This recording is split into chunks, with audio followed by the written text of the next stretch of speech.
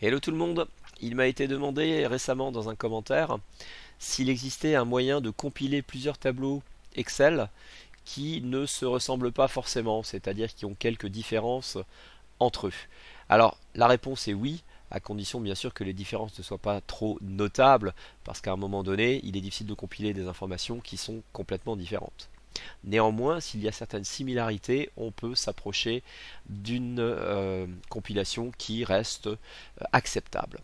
Alors voici la situation que je vais vous proposer. J'ai ici un tableau qui est un tableau de facturation. Ce tableau de facturation comporte des informations très classiques, numéro de facture, date de facture, montant, etc. Ce sont des données bien sûr totalement fictives. Et ce tableau de facturation est le tableau de facturation 2018. Il a donc une certaine structure. Je vais vous présenter à présent le tableau 2021, si ma mémoire est bonne, et vous verrez qu'il s'agit d'un tableau identique à celui-ci, mais qui a quelque peu évolué. Vous avez à présent sous les yeux le tableau facture 2021. Il contient des informations en commun avec le tableau 2018, mais vous notez par exemple qu'une colonne a été rajoutée entre temps ici, qui est une colonne appelée précision dans laquelle on met quelque chose comme des remarques, mais rien d'important, en tout cas rien d'utile à une analyse. Mais néanmoins vous constatez donc que ce tableau est très légèrement différent du précédent. Il restera malgré tout possible de compiler ce tableau avec le précédent, et de compiler d'ailleurs les années entre, c'est-à-dire 2019 et 2020. Voyons comment faire ça. Nous allons utiliser pour compiler nos différents tableaux de nos différentes années, avec d'une année sur l'autre parfois quelques petites différences, nous allons utiliser la connexion à un dossier. Il est possible, avec Power Query, de se connecter à un dossier sur votre disque dur et d'en compiler les informations. Je vais me rendre pour cela dans Données, Obtenir des données, à partir d'un fichier, et tout en bas, à partir d'un dossier.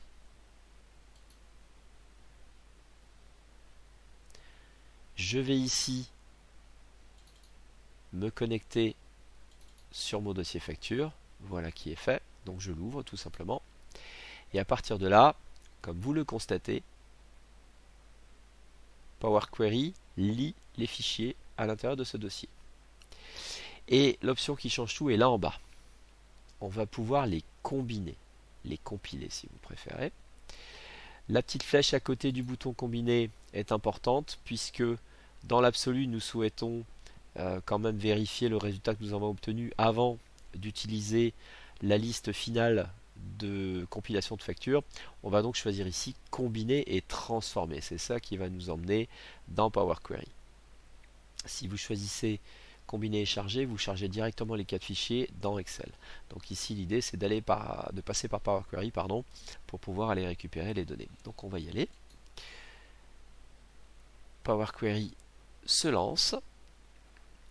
On se retrouve donc ici avec l'interface dans laquelle nous allons pouvoir choisir le modèle de fichier qui va servir à la compilation finale, c'est-à-dire de quel fichier je vais prendre les colonnes pour bâtir la compilation finale.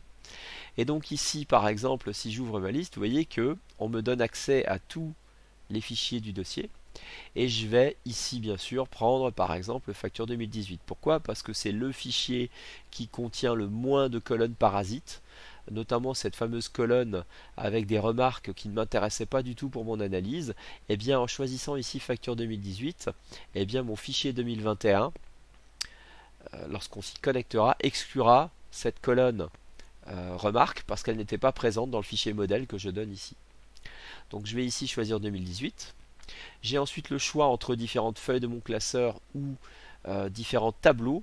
Ici on voit que j'ai mon tableau facture qui apparaît ici avec donc les années 2018. Bien sûr mes données comportaient des erreurs, ceci était fait de manière à pouvoir éventuellement travailler différents aspects de Power Query sur ce fichier, mais peu importe. J'ai ici mes factures 2018. Je peux à présent valider par OK. Et vous allez constater que Power Query se lance et il nous a compilé toutes nos factures.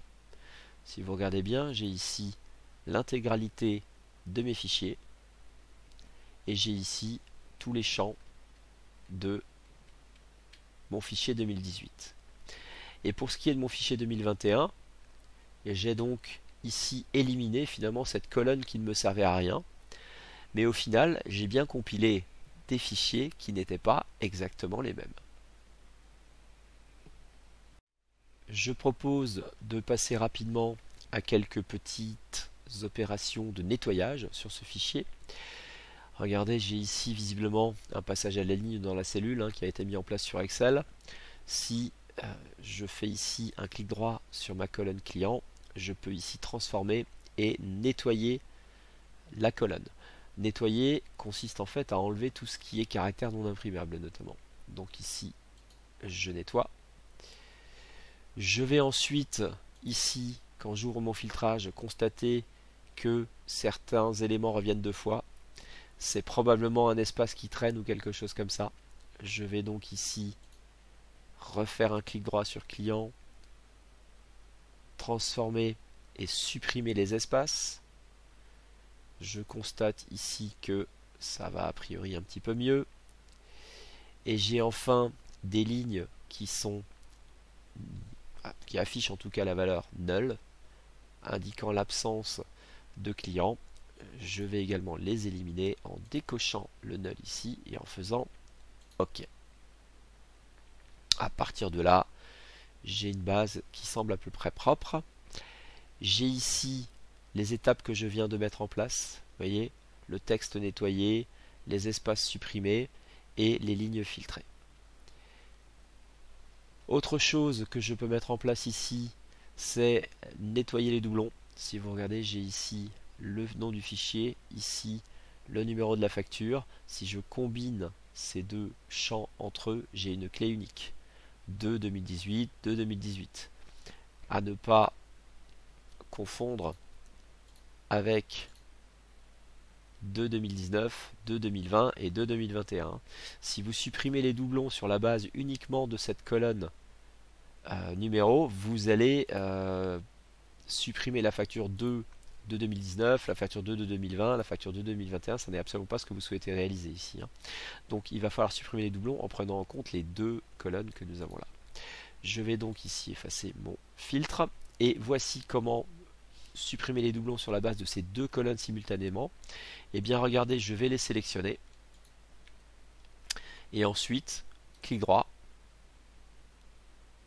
supprimer les doublons. Et la suppression des doublons se fera sur la base de ces deux colonnes, un petit peu comme si on avait créé une clé unique qui concaténerait ces deux valeurs. Je vais supprimer mes doublons et vous constatez donc que je n'ai plus que 203 lignes et ici je suis à 2018-2 et la seconde facture 2018-2 a disparu. Et si je filtre sur le numéro 2, je retrouve ici une occurrence du numéro 2 pour chaque année. A priori, ça va mieux dans mon fichier. J'ai bien sûr ici à droite la petite option, la petite étape, pardon, doublon supprimé. Mon fichier est désormais propre, je peux retourner dans Excel. Je vais donc ici par exemple fermer et charger et je retrouve dans Excel la compilation de toutes mes factures. Là où les choses deviennent encore plus intéressantes, c'est que, souvenez-vous, dans notre dossier, nous avions 4 fichiers de facturation, de 2018 à 2021. Imaginez maintenant que vous souhaitiez ajouter à cette liste compilée les nouvelles factures de l'année 2022. Vous êtes connecté à un dossier pour obtenir cette compilation. Il suffira donc de rajouter dans le dossier le fichier facture 2022 et d'actualiser la liste que vous avez ici sous les yeux. Ce sera aussi simple que ça. Voici comment réaliser l'opération. Je vais sur mon dossier facture est ici, mes factures 2022 sont là, je les glisse simplement dans le dossier. Je rebascule sur ma liste dans Excel, je me rends dans Données et j'actualise.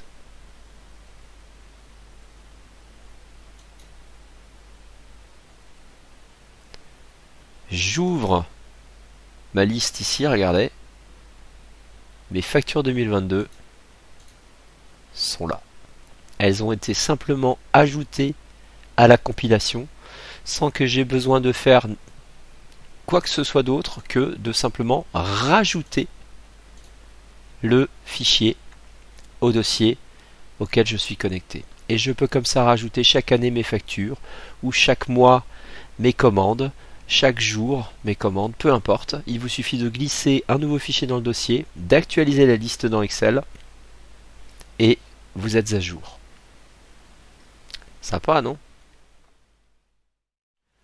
À présent que vous avez votre liste complète, comment retourner sur Power Query si par exemple vous avez des modifications à apporter? Et ici nous en avons quelques-unes puisque vous voyez que certains nombres ne sortent pas tout à fait sous la forme attendue. Eh bien, obtenir des données, je suis dans l'onglet données d'Excel et j'ai ici lancé l'éditeur Power Query. Ceci me permet d'accéder à Power Query et je peux ensuite ici travailler notamment sur les types de données. Je vais donc travailler ici sur le numéro de facture qui pourrait en toute honnêteté être en mode texte puisque de toute façon on ne fera pas de calcul dessus. La date de facture en format date. Client désignation, c'est du texte. Le montant hors taxe, on est sur des montants. Pourquoi pas peut-être utiliser ici le format devise. Nombre de personnes, on est sur un entier. Logiquement, il n'y a pas de demi-personne. Et ensuite, si je vais légèrement vers la droite, regardez, j'ai deux colonnes, heure formation et heure stagiaire, sur lesquelles j'ai la même difficulté, c'est que elles sont détectées en tant que texte. Pourquoi? Parce que j'ai un point sur certains nombres, qui pour nous en France, point est un texte, ou en tout cas transforme les données numériques en texte, le séparateur étant chez nous la virgule. Il va donc falloir modifier ici le type de données. Pour remplacer le point par une virgule et obtenir de vrais nombres, je vais sélectionner les deux colonnes qui posent problème. Je clique sur la première, CTRL-clic sur la deuxième, clic droit, modifier le type. Et je vais utiliser ici les paramètres régionaux. C'est-à-dire que je vais indiquer à Power Query de remplacer les valeurs que j'ai actuellement par des valeurs qui sont adaptées à ce qui est configuré sur mon PC. Dans mon Windows, au niveau des options régionales. Au niveau des options régionales de votre Windows sont configurées des choses comme est-ce que j'utilise une virgule ou un point pour les nombres décimaux. Chez nous, notre Windows est réglé pour utiliser une virgule et donc en utilisant ces paramètres régionaux, Excel remplacera les points par des virgules automatiquement. Je vais donc ici cliquer sur utilisation des paramètres régionaux et une fois que je suis dans cette petite boîte de dialogue ici, il me faut sélectionner les paramètres d'origine. Et donc d'origine, mes valeurs sont des nombres décimaux. D'ailleurs, même des devises, puisqu'il s'agit... Non, ce sont bien des décimaux, autant pour moi. Ce sont des nombres décimaux.